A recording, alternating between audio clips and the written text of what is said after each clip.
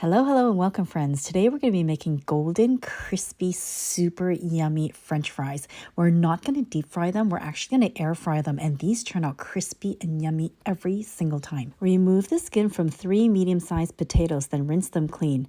The next thing you need to do is cut them into thin strips. Try to get them to be the same size so that it all cooks evenly. To be completely honest, I used to buy the frozen pre-made French fries and I would just toss them into the air fryer. I wanted to try something a little bit healthier, so I wanted to buy the potatoes and make my own French fries. Boil the potatoes until they start to soften. This will take about 5 minutes. Then you're going to strain the potato to remove the excess water.